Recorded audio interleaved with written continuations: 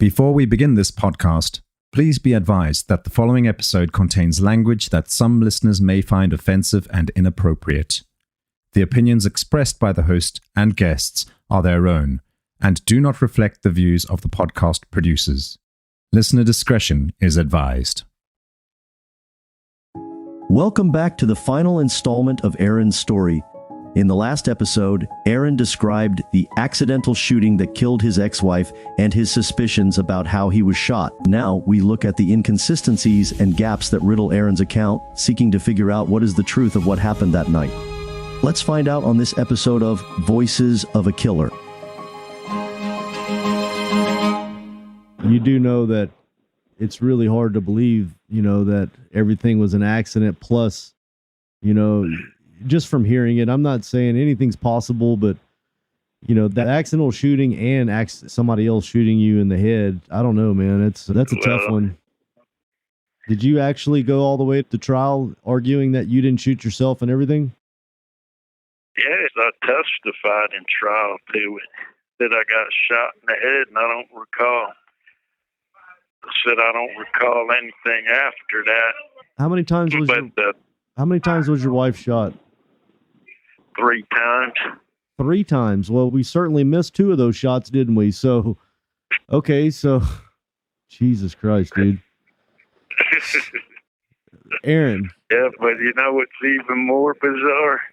They have gunshot residue on my left hand, but none on my right hand. How'd I shoot myself in the right side of the head? Man, I think the fact that you literally just told me the whole story without leaving 2 shots out is some damning information. I mean, what's that? So you just told me the whole story, Aaron, and left out 2 shots. Why? Why? You left out 2 shots. Your wife got shot 3 times. Yeah. So you shot her once, you go over there, and then all of a sudden you got shot in the head. Well, there was 2 more shots somewhere. Where'd those happen? They happened after I got shot in the head. With what gun? I said, I don't know. Did they get the bullets out of her and figure it out? No, they never found any, but they never found any projectiles. What kind of gun was this? It was a Steyr 9mm. Is it just regular rounds? Yeah, they were just regular, I think, federal, just standard federal I bullets. mean, are you telling me that all these bullets that were shot, none of them were recovered? I mean, I don't feel like this is just it's just kind of weird that all this, your argument is, I don't know, man. I would have liked to have been at the trial. Yeah, I mean. It's a convoluted case for sure. Well, I mean, it's definitely a convoluted story. I'm just kind of taken aback by the fact that there's like 3 shots in her, and I don't know, man, this is just nutty. So you're shot in the head. Where is the boyfriend when this is going on? Well, the front door was locked, and then all of a sudden, supposedly, they said the front door wasn't locked, so I don't know. So who do you think the boyfriend shot, you and your wife? Well, I mean, we got to think from a rational position here. If somebody shot you, it's probably the same person that shot your wife 2 times. You shot your wife on accident.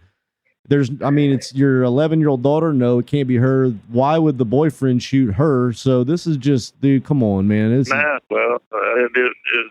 I did shoot her, I said I wasn't conscious of the last 2 bullets because I was shot in the head. So you're thinking maybe that you accidentally shot twice after you were shot in the head from nerve action or something? Yes, sir. So when did you wake up in the hospital? How long? Because that's a pretty serious wound through the head. Well, I said they arrested me, they airlifted me to the hospital, and they. Do you remember any of that? No, they induced me. I don't know if they put me in not a induced coma, but I forget what they called it. They did something to that. I think I woke up like 2-3 days later. You wake up, is there basically a cop waiting right there, or what? Yeah, they had me shackled with a weight and the police officer in the room with me. Yeah. How long did it take for you to recover? Oh, they they had me back in population probably after about 4 weeks, if that. Wow. That's pretty quick turnaround. How old were you? Like 40s? 41. Yeah, I mean, that's a quick turnaround for a headshot. Those doctors really did a good job saving your life, but what they did was they saved your life so it could be taken by the state of Florida. So after you recovered from being shot, did somebody try to tell you the narrative of what happened? Well, so nobody said anything, and then I was interrogated by a deputy. And how much do you feel like, has anybody ever told you like how much, cognitive ability you've lost or what? I haven't lost any cognitive ability.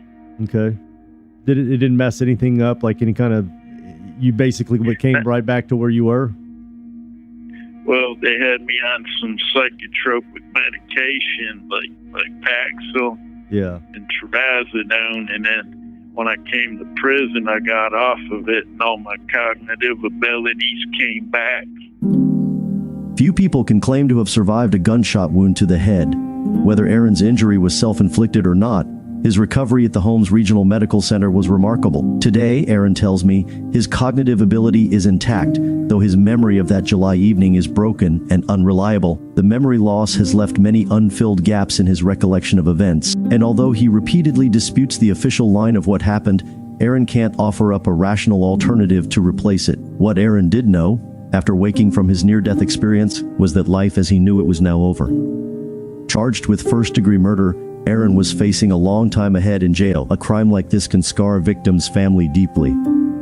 Julie's death impacted not just her children, but her siblings too. Since 2002, her siblings have advocated publicly for domestic violence victims, and they have also been vocal about the police oversight in Julie's case. Soon after Julie's death, it emerged that she had filed a police report months earlier complaining that Aaron kept a firearm. As per the terms of her protection order, Aaron wasn't allowed access to a gun as a safety measure. The deputy who looked into Julie's complaint, however, misunderstood the legal wording in the documents and denied her request for the police to seize Aaron's gun. In hindsight, this institutional failure had fatal consequences. Julie's sister-in-law later wrote, quote-unquote, if Aaron Stimus had not had a gun that hot July evening, he might have watched his beautiful daughter graduate from high school last June, a sight her mother too would have witnessed. Instead, Aaron had to answer for Julie's death in a court of law. After the break, Aaron faces his judgment. It's really hard to deny the scenario that you believe might have happened. The thing is, anything's possible. We all know that. But it sounds like your defense did not work. Was that a jury trial you had? Yeah, I had a jury trial, but the first trial I had used the heat of passion defense, and that was prejudiced on the discovery violation. That's how I got the second trial. Really? So you got a new trial? You appealed and won a new trial? Right. And I had my second trial, and obviously you read the opinion on the second trial. Yes. How come you didn't use the same defense? Well, I wanted to use the involuntary intoxication defense, but we had an evidentiary hearing, then they allowed the defense to go forward. The assistant state attorney threatened an interlocutory appeal, and then the judge wrote an order striking the defense, and my lawyer used I didn't like the defense, an accidental shooting defense. That's like next to impossible to prejudice that type of defense. Well, I'll tell you, Aaron, now that you're basically, your defense stance is that you were intoxicated. That means you're telling me that you believe that you were intoxicated and you shot your wife and then you shot yourself, right? Well, I said I got shot. I didn't try to commit suicide. Sure. Did you accidentally shoot your wife? The first one was accidental. Right. What about the other two? I don't remember those. Do you think that you were just drunk and you actually meant to shoot her and it was, because you were intoxicated? Well, it could have been a struggle, or I could have been. It's kind of weird the way the entry wound is. On the right side of my head, it's about 2 inches above the ear duct at a downward angle, coming out about a half inch above the eyebrow through the temporal lobe. Wow. Like a downward shot, like being shot from above. It's strange. It is strange, but I mean, there's so many little things that can happen in this. I'm sure the whole situation was a panicked, very hostile, emotional experience. Whether if it was a struggle with the gun or whatever, because the sequence of shots, if I was shot before she was killed, then I wouldn't have been fully conscious, and then I don't meet the mens rea or have the specific intent to commit first-degree premeditated murder. Aaron's case has been heard at 2 separate trials. Both times, the jury has landed on the same verdict: guilty. Looking for a way to justify his actions that night, Aaron's defense team switched up their argument at each trial. First, they relied on a heat of passion defense, claiming that Aaron was blinded by a spur-of-the-moment anger. That didn't work, and a guilty verdict followed. But Aaron caught a lucky break when his first conviction was overturned after a technicality was found in his trial. Tried for a second time, Aaron's second defense was that he was intoxicated against his will, that his prescription of OxyContin had impaired his ability to think rationally, which led to Julie's death. But the judge ruled that this defense was impermissible in court, as Aaron had taken the opioids voluntarily, so he was fully responsible for his actions while under their influence. The last pillar of defense Aaron ran with was that the gun had been discharged by accident. The jury found this scenario to be unlikely, and finally, at the end of a long legal process, Aaron Stimus was sentenced to life in prison with no possibility of parole. Looking ahead, Aaron's chances of being released are very slim.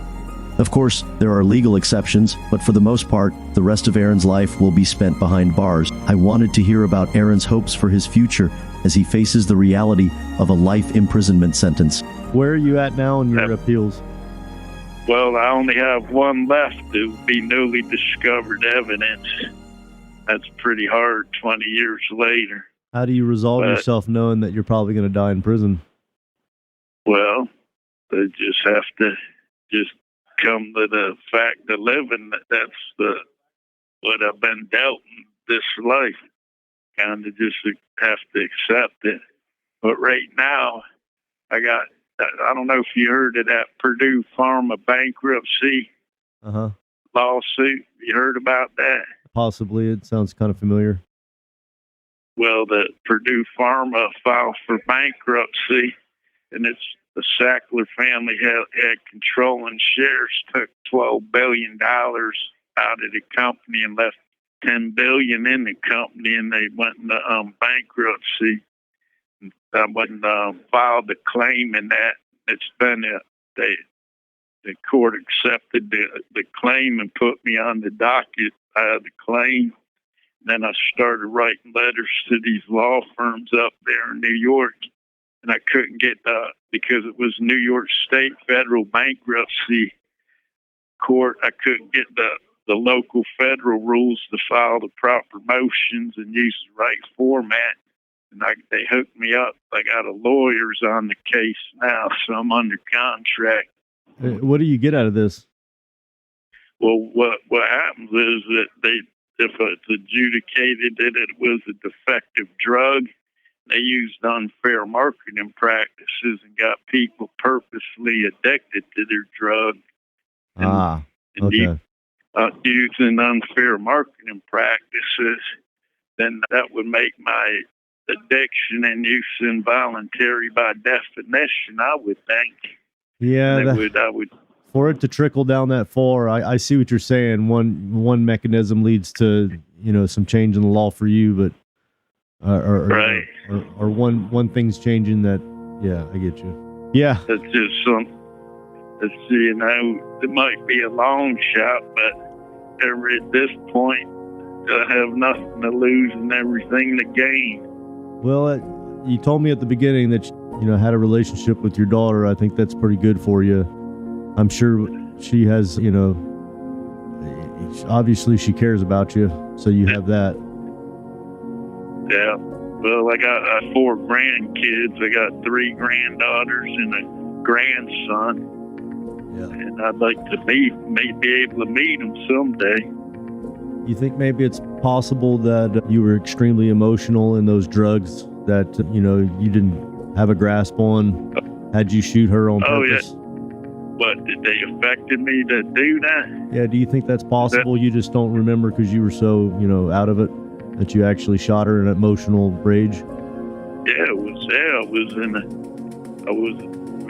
a very emotional state after my daughter told me that my boyfriend was hurting her. That was, Sure. that was kind of like the straw that broke the camel's back, Yeah.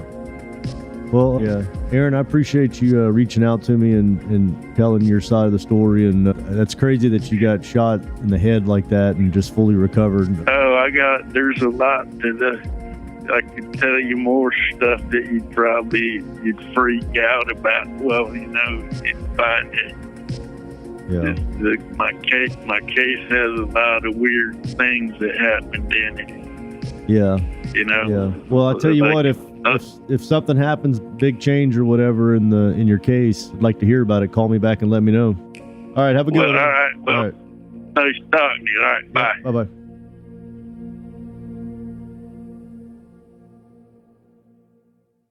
On the next episode of Voices of a Killer.